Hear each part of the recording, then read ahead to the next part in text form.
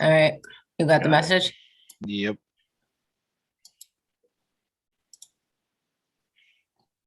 All right, we should be We're live. getting live now. All right, cool. Hey, everybody. Maybe like second. Yep, All we're right, good to cool. go. Hey, everyone. Last AMA of the year, but we have a lot of really cool updates that we're hoping to share. I think let's just deal with the elephant in the room. I think, we've been talking to the team about what's going on in TG and like kind of management there. So the rules are not going to change. They're not going to change because there's still a lot of positive sentiment and there's a lot of positive investors. But just kind of criticisms aren't helping with our admins and our community management without like really kind of foundational things. We understand that some folks may be upset or have been with us for a long time, and we definitely appreciate that. But supporting us, I think, is important, and obviously providing feedback is also important. But I think that's the crux of the work. It has to be feedback, and we understand the sentiment as well, and we want to obviously have a positive outcome for everybody, right? That's what the whole team is working on, kind of day and night right now. So just kind of tabling that argument right now. We're just going to keep the rules as is. Let's try to keep the room as constructive as possible. And then that will also help our folks that are helping man the room, answer more questions in a productive manner.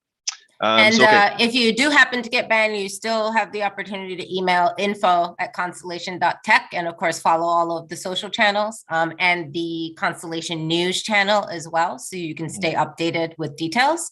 And we will do our best to continue to make sure we respond and monitor. So those areas are definitely monitored, and we can drop the Constellation News channel, the announcements channel in the chat as well, so that folks can follow that just for updates and no chatter if that's just what you're looking for.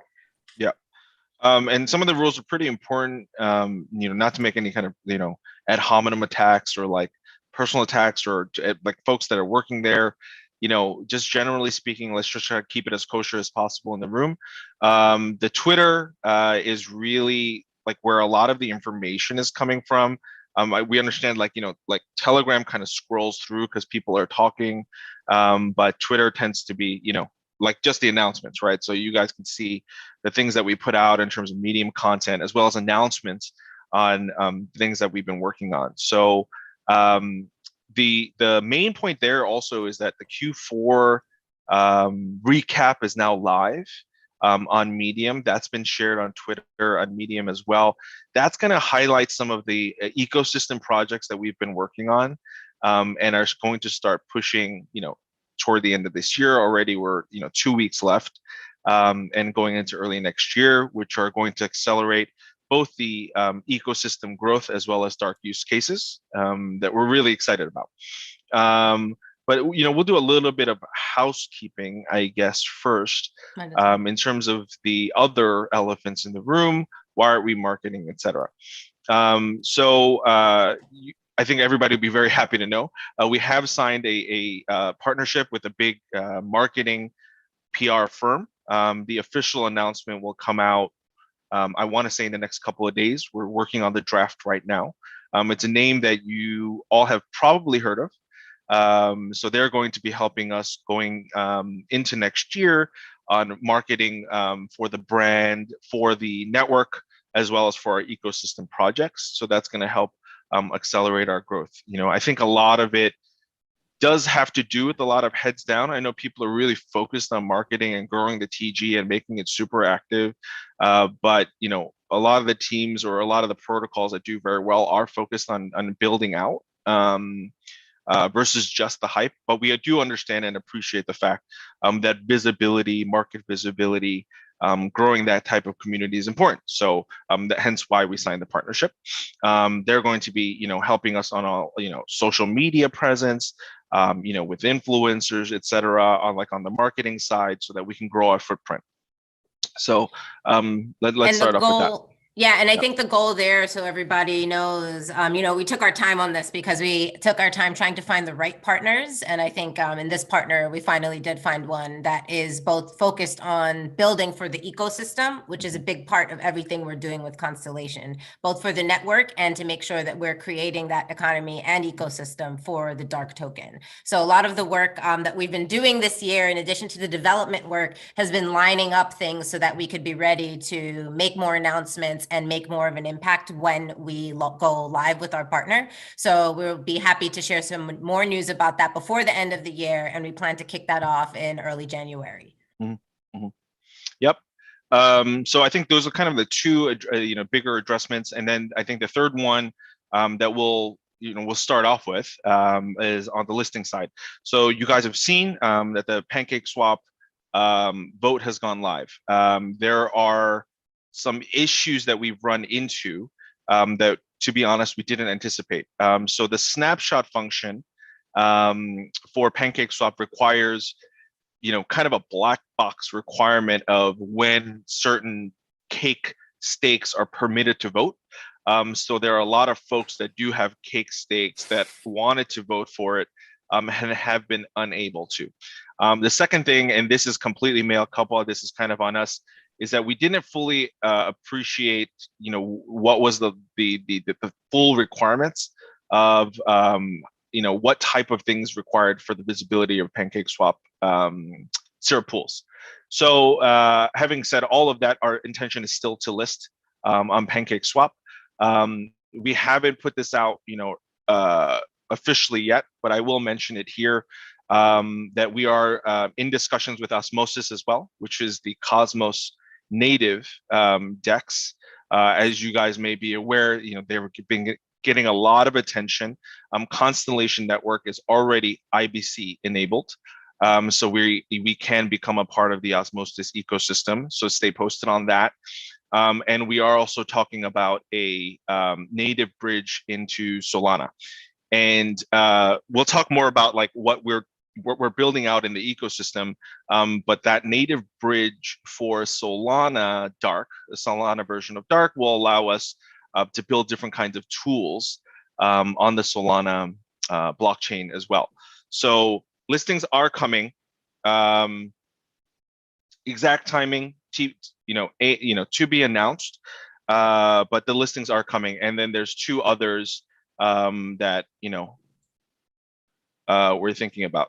So I think we're going to get some questions here, like in the post. In the chat.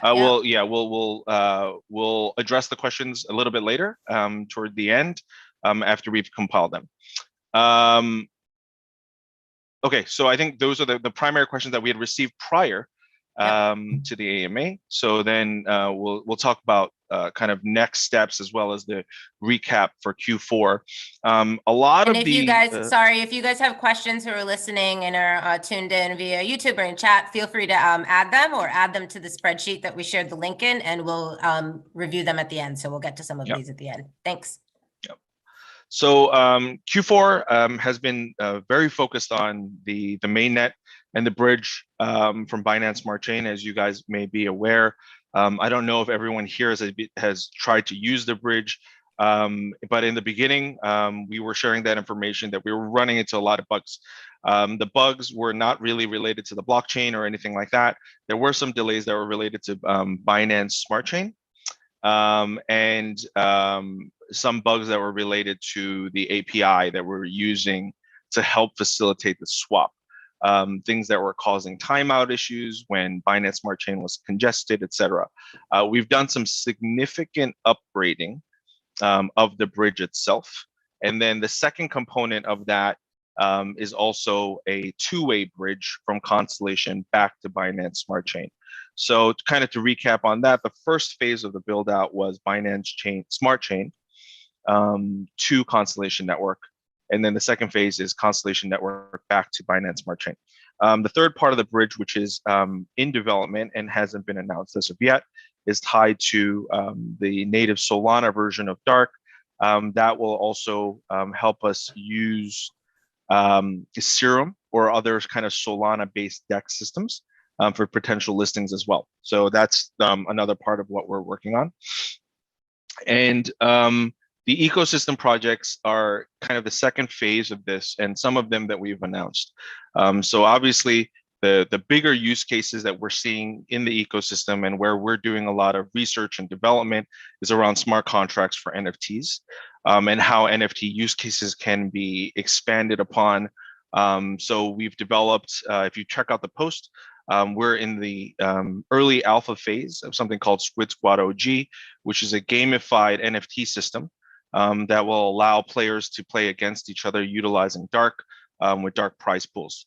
That is going to be built on Solana. So there's going to be a native Solana version of Dark that'll be bridged in, as well as a liquidity provision provided for the Solana version of Dark.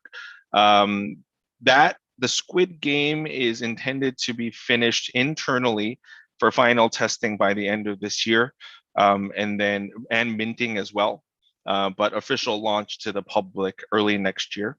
We're going to be releasing the official roadmap on that pretty shortly. And then the other kind of component that we kind of talked about before, but has evolved quite a bit and is well underway, is the Tebit DEX ecosystem. So one of the big components that we've been thinking about as we build out Konstellation Network is what are the core foundational points that are important for a decentralized capital markets. And the foundational points ended up being around native utility. And what we mean with native utility is like, how does an investor or how does a person actually interact with the DeFi ecosystem? And how does a regular person that has to spend most of their money in US dollars or Korean won or Indian rupees, like how do they actually have a unit of account against the trading that people are doing, right? So if I still think my currency is still pretty important in my life, I'm gonna need an easy way for me to think about how I'm trading against my currency versus cryptocurrency. Like how well is it doing against cryptocurrency? But right now, the only way to do that is a CeFi solution on a centralized exchange. So banking on ramps, moving currency on, and then trading against the actual currency pair. That has huge censorship issues, as we've seen.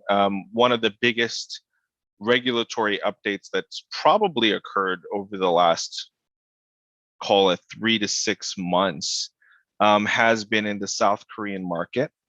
And the South Korean market has taken a very conservative stance on how to regulate cryptocurrency exchanges or crypto kind of business as a whole. But because of the way the regulations shape out in Korea, it has been mostly around exchanges, but it has become very, very closely tied with banks. So what's effectively happened is that South Korea has been fully shut off from the rest of the world, more or less, in terms of capital markets. And now they are also discussing, KYC wallets going into next year. I guess a positive note that's come out of Korea is that taxation has been pushed by a year. But I think that gives them an opportunity to regulate a little bit more. This is all to say that, we don't think that regulation is necessarily a bad thing. I do think regulations to a certain extent are important. It levels the playing field, and it also gives people kind of a clear guideline as to what's happening in the industry. And because of that, we're focusing more on the DEX side of things, which will help investors be able to trade without this kind of censorship.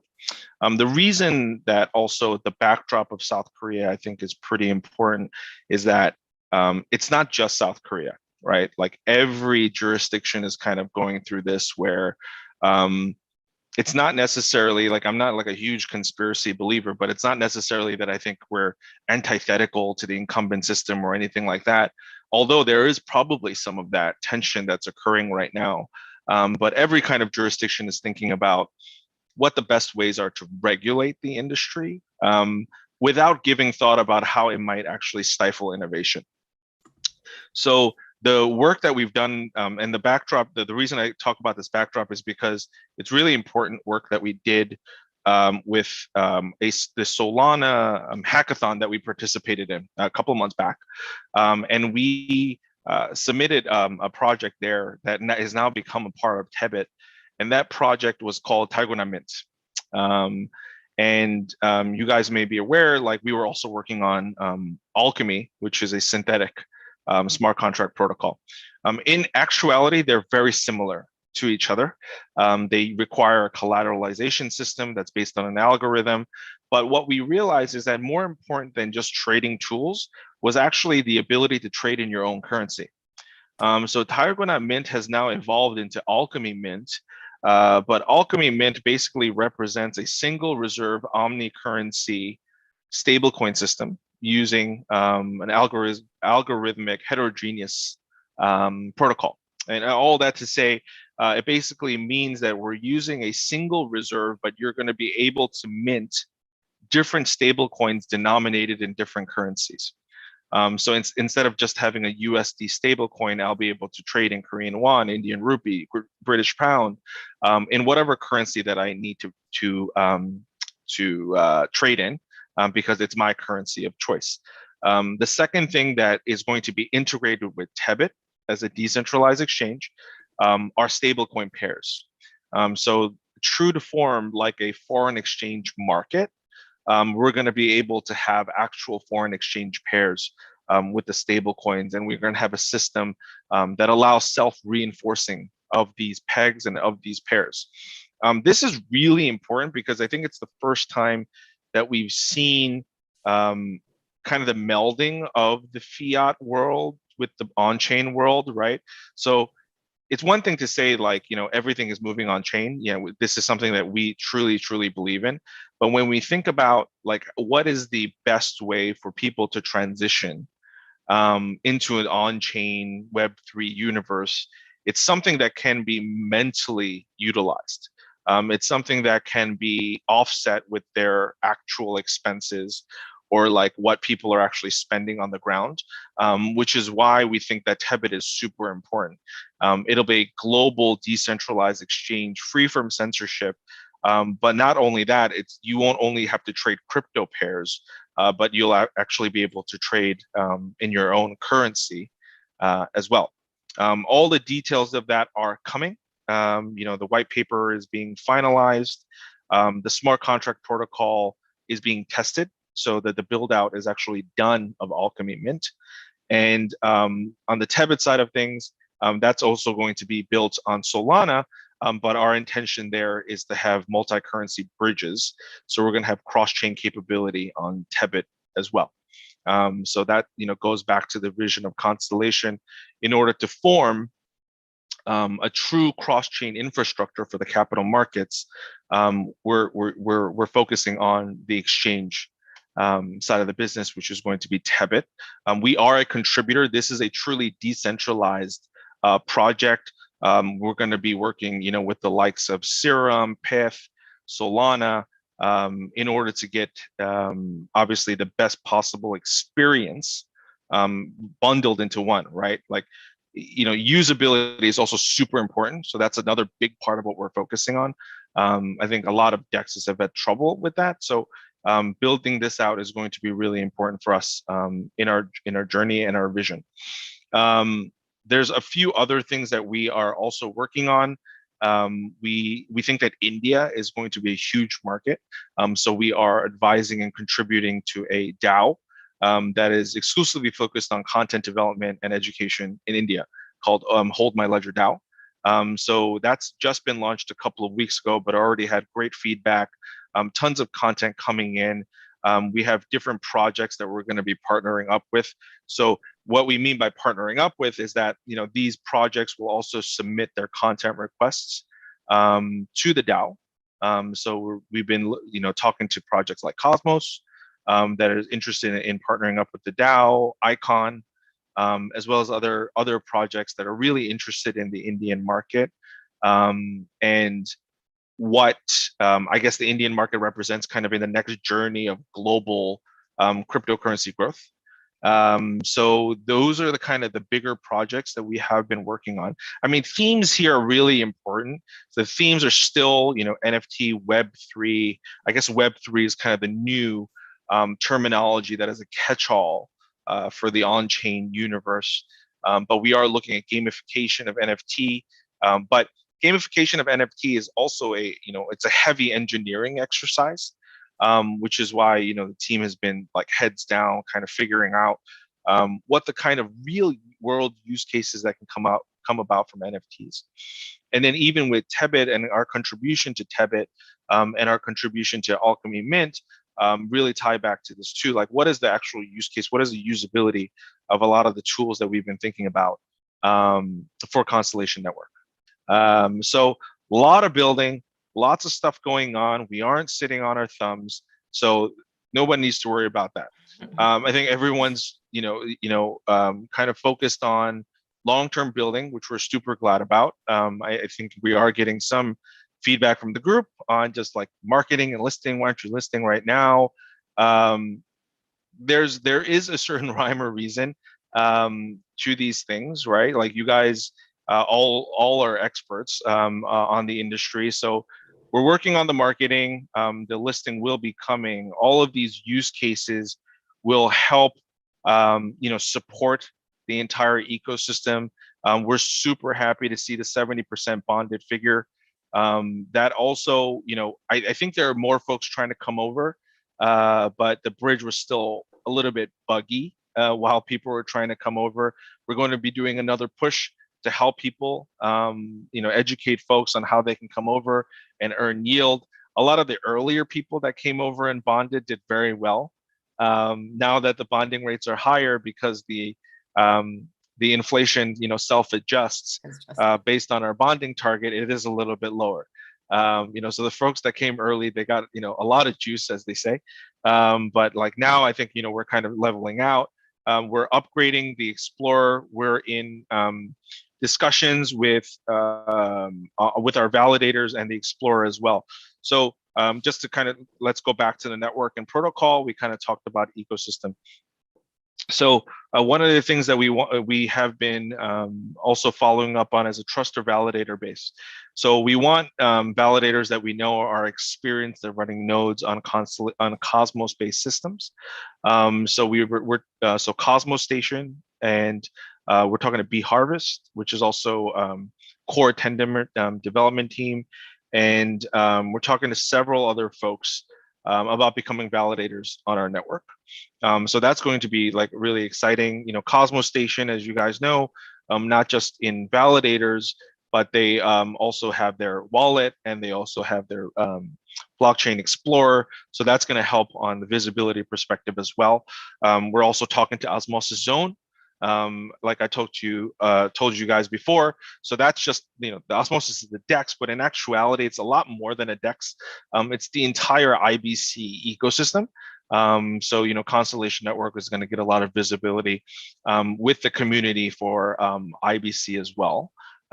We are, to be honest, everybody's been so busy building that we have to kind of upgrade our documentation. So that's really kind of the final touches for us as we talk to our validators. All the validators are super excited to work with us. They really like what we're building because they do think it's kind of unique. And like, one of the things that, we think is pretty important about selecting technology is not just, what the technology itself is used for, like why we went to Cosmos SDK, but the entire ethos of Cosmos SDK in the beginning, it was interoperability. Like, even if it's not on IBC, it was about interoperability, which we think is really important, right? Because that means the development community is focused on that type of tech, not closed off technology. So folks are always thinking about how to partner with different ecosystems. So that, I think, helps us a lot get closer to our vision of decentralized capital markets that's being operated on Konstellation Network. And I So also think it's probably worth saying that a few things. One is that we set forth with the Q3 and Q4 roadmap, and we pretty much accomplished what we set out to do for Q3 and Q4, aside from the listing on the deck side of things. So I know that folks were very excited and looking forward to that right now, but we're still working on it, and we're hopefully having some timing for you on that in the short term. But everything else we set out to do from a development front, we really did accomplish in Q3 and Q4, which is kudos to our team and their ability to really connect with other ecosystem players as well in this network. Because what Sang was just really speaking about is a lot of the foundation that we have been setting this year with building partners and collaborative folks that we can connect with for what will be the next stages. And we really believe that in order to really build this future of decentralization that we're really focused on and that we think is important for the future of DeFi,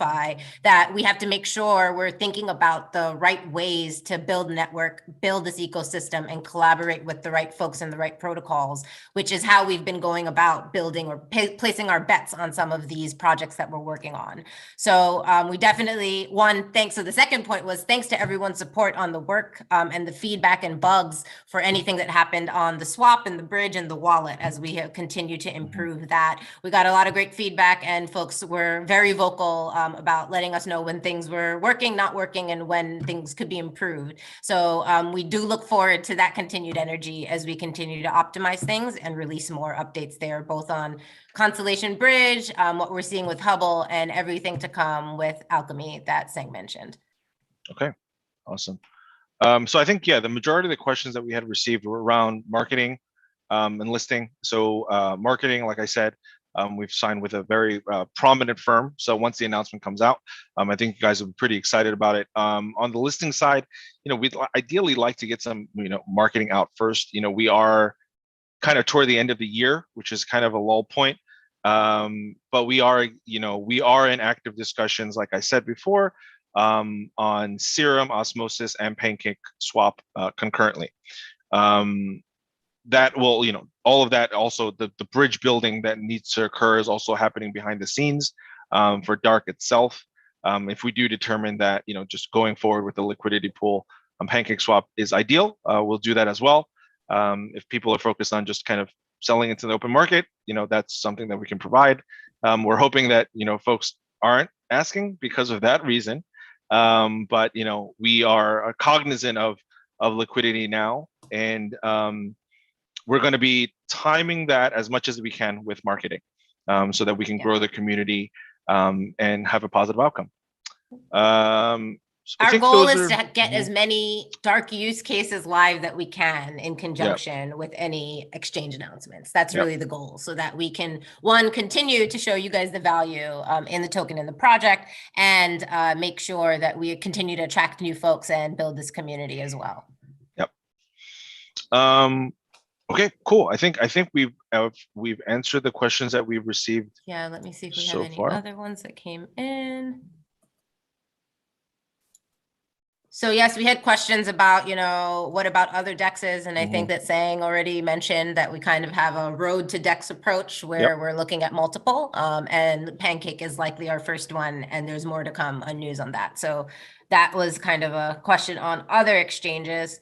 Aside from that, I think we answered most of these already. Anything else, what we'll do, if you guys are unaware, in that same sheet where you guys can submit questions, there's a section or a link that lets you see the answers. So we'll also reply there. So folks who submitted questions, you can see answers there, and folks who are submitting some of the similar questions, you'll see that repeated there as well. Yep. This month. The PR is going to come out this month. The question was, what date is the marketing partner expected to be known? It's this month. So we'll talk about them as soon as we finish signing agreements, and then it's officially supposed to kick off in early January. So once we make that announcement, we'll include some date information there. But we are very close there. Thank you, John.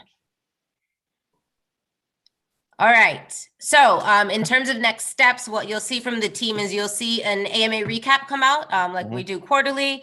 And you can access this on YouTube. So anybody who wants to rewatch, you can play it from our Konstellation Network YouTube channel. But we'll do the recaps on Medium. So you'll be able to see that. We'll share it through the chats and share it through our social media. You'll also see that. And then some things that you have to look forward to throughout the end of the year are some marketing partner announcements, a few more updates on the product development side that we're hoping to release. And then we will also be working on an early release of the 2022 AMA calendar that we can share with folks so that we can lock in the dates that we will be talking to you next in 2022, where we'll roll out product roadmaps and share all of that for Q1 and Q2 of next year.